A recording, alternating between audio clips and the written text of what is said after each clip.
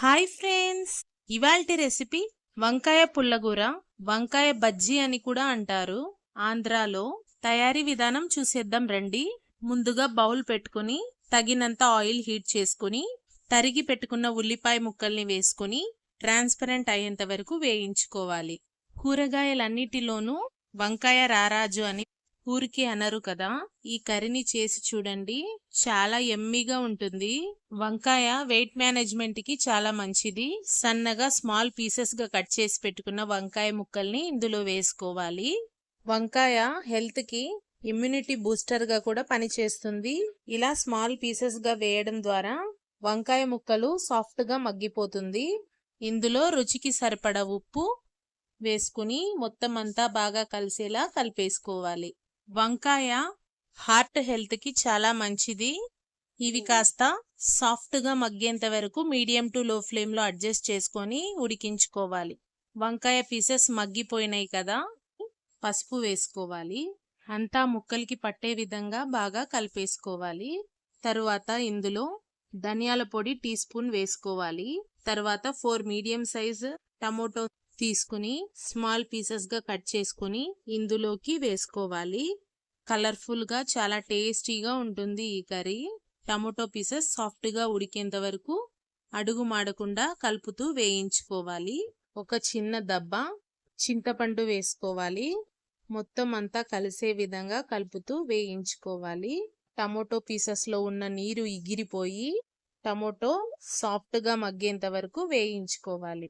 తగినంత కారం వేసుకోవాలి. స్పైసీనెస్ కి తగ్గట్టు మొత్తం అంతా ఈవెన్ గా కలిసేలా కలిపేసుకోవాలి. నేను కర్రీ థిక్ కన్సిస్టెన్సీలో ఉండాలని వాటర్ ఏం యూస్ చేయట్లేదు. ఇదే ప్రాసెస్ ఉడికించుకొని కూడా చేసుకోవచ్చు.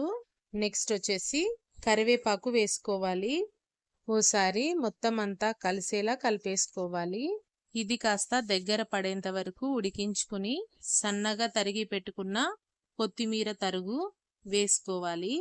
మొత్తం అంతా ఈవెన్ గా కలిసేలా కలిపేసుకోవాలి. వంకాయ టమోటా ఆల్మోస్ట్ ఆల్ ఉడికిపోయింది కదా, స్టవ్ ఆఫ్ చేసుకోవాలి. కాస్త చల్లారాక పప్పు గుత్తితో బాగా ఎనిపేసుకోవాలి.